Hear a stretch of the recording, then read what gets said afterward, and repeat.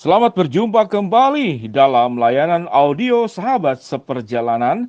Hari ini adalah hari Sabtu 28 November 2020. Tema yang kita akan pelajari hari ini dengan tema ketika harus kehilangan. Ketika harus kehilangan. Firman Tuhan terambil dalam 2 Korintus pasal yang kelima ayat yang ke-1. Demikian bunyi firman Tuhan. Karena kami tahu bahwa jika kemah tempat kediaman kita di bumi ini dibongkar, Allah telah menyediakan suatu tempat kediaman di sorga bagi kita, suatu tempat kediaman yang kekal, yang tidak dibuat oleh tangan manusia. Mari kita berdoa. Bapa yang di dalam surga, terima kasih untuk pengajaran-pengajaran kebenaran firman Allah yang membuat kehidupan kami menjadi semakin benar, semakin lurus, semakin tepat berjalan bersama dengan Tuhan. Dan kami punya hati yang semakin peka, pikiran yang semakin menyatu, perasaan yang semakin memadu dengan Tuhan. Terima kasih ya Bapak, berbicaralah, kami siap untuk mendengar. Dalam nama Tuhan Yesus kami berdoa. Amin. Sahabat seperjalanan, ketika harus kehilangan, coba kita hitung berapa banyak kehilangan yang pernah kita alami. Macam kehilangan itu ada hal yang berbeda-beda. Ada keringanan yang sangat kecil. Misalkan Anda kehilangan uang koin cuma 500 atau 1000 rupiah, Anda senyum-senyum saja. Atau Anda mungkin kehilangan pulpen, ya biasa-biasa saja. Atau kemudian kehilangan tisu di mobil karena dipakai teman atau terbawa teman. Tidak apa-apa juga, itu hal yang ringan. Kalau kemudian kehilangannya itu agak sedikit lebih menaik, mungkin Anda kehilangan barang yang misalkan sepeda di rumah tapi sudah lama tidak dipakai. Wah, mungkin biarkan saja, relakan saja. Namun kalau berbicara tentang kehilangan, itu sesuatu yang kita tidak pernah siap untuk kehilangan. Coba kita perhatikan kalimat ini. Kita kehilangan di mana kita tidak pernah siap akan kehilangan dan tidak pernah akan terpikir kita akan kehilangan. Ada dua macam kehilangan. Yang satu adalah harta benda, yang kedua orang yang kita kasihi. Dua-duanya bisa menyakitkan kalau itu kita yang cintai apapun bentuknya. Namun memang yang paling puncak adalah sewaktu kita kehilangan orang yang kita kasihi. Sahabat seperjalanan yang dikasihi Tuhan yang mendengarkan layanan audio ini, jikalau Anda baru kehilangan oleh anggota keluarga yang Anda cintai, Anda mengalami sebuah proses kedukaan yang sangat luar biasa. Yang pertama biasanya akan menyangkal, yaitu denial. Menyangkal. Rasanya tidak mungkin dia sudah pergi. Tidak mungkin. Kemarin baru saja masih ngobrol, masih berbicara. Bahkan dia berkata tahun depan akan jalan-jalan kalau corona ini sudah selesai. Kita akan menyangkal. Lalu kemudian timbul di dalam tahapan kehilangan itu setelah menyangkal, yaitu rasa marah, anger.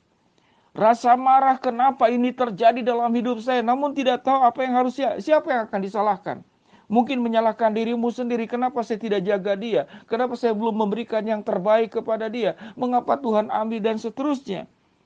Yang ketiga adalah bargaining. Bagaimana kemudian tawar-menawar kepada Tuhan. Tuhan, kenapa Tuhan tidak kembalikan? Bisa nggak Tuhan kembalikan dia untuk hidup kembali? Dan seterusnya dan seterusnya. Lalu tahap yang keempat adalah mengalami depresi. Tahapan-tahapan seperti ini sebetulnya tahapan yang sangat normal. Setiap orang karena Anda punya hati, Anda punya perasaan. Anda sudah dekat dengan orang tersebut sekian lama dengan kalimat yang saya katakan tadi. Anda kehilangan yang dimana Anda tidak pernah siap dan tidak pernah mempersiapkan untuk kehilangan. Namun tahapan depresi ini kalau tidak lewat itu bahaya.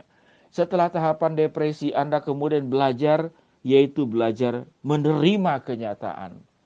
Menerima kenyataan. Kehilangan barang, kehilangan segala sesuatu juga sama. Yang pertama pasti menyangkal.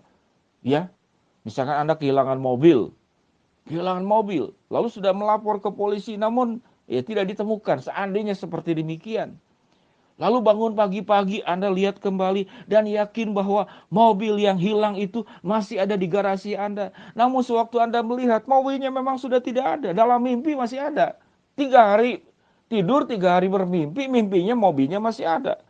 Anda menyangkal, Anda marah. Sudah mengumpulkan sekian lama barang yang saya kasihi. Lalu hilang begitu cepat, Anda marah. Kemudian Anda mengalami sebuah keterlukaan, bisa juga mengalami depresi. Namun pada puncak daripada kehilangan, Anda itu harus menerima kenyataan. Firman Tuhan mengatakan apa? Kemah tempat kediaman kita ini akan dibongkar cepat atau lambat. Terjadi hari ini ataupun nanti. Karena mengapa? Semua benda badani dan semua yang ragani, yang terbuat dari katakanlah unsur-unsur materi, itu tidak ada yang kekal. Dia akan hilang dengan sendirinya. Ada juga orang yang kehilangan apa? Semuanya masih ada. Semuanya masih ada, barang-barangnya masih ada, orang yang dikasih ada. Namun Anda tidak bisa berhubungan karena Anda sakit. Anda tidak bisa berjalan-jalan dengan orang yang dikasih karena Anda sakit. Anda tidak bisa memakai kendaraan mewah yang Anda miliki karena Anda sakit. Anda tidak bisa menggunakan kolam renang yang ada di rumahmu karena tidak boleh masuk air terlalu lama. Sahabat seperjalanan, kalau yang ada di dalam dunia ini Alkitab mengatakan tempat kediaman kita ini adalah di bumi, itu akan dibongkar. Dibongkar dengan berbagai macam cara. Mengapa? Karena hak kepemilikan atas hal-hal yang materi, atas hal-hal yang duniawi, atas hal-hal yang sementara, itu tidak pernah kita bisa genggam selama-lamanya. Dan yang paling utama, setiap kehilangan tentu memiliki pelajaran-pelajaran yang Tuhan ingin kita pelajari bersama. Sewaktu kita kehilangan barang, apa yang kita akan pelajari? Ya mungkin itu bukan milik kita, atau kita kurang hati-hati. Ada banyak pelajaran yang kita bisa pelajari bersama. Kalau Anda kehilangan orang yang kita kasihi, belajar apa? Mengapa sewaktu hidup Anda tidak memberikan yang terbaik? Atau Anda sudah memberikan yang terbaik, lalu kehilangan?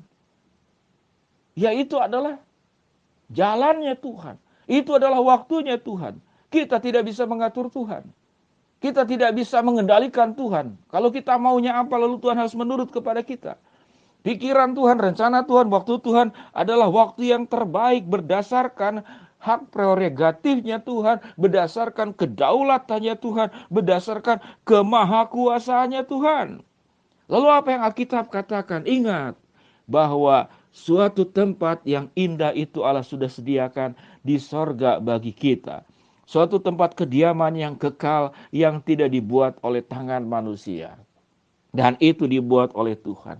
Pada akhirnya, kehidupan kita di dalam dunia ini, kita akan kehilangan segala hal satu persatu.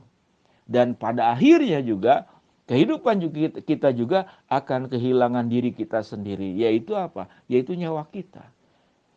Selama kita masih punya nyawa, kita bisa menikmati, bisa meraih, bisa mendapatkan anugerah Tuhan, menikmatinya, menjalaninya, mensyukurinya.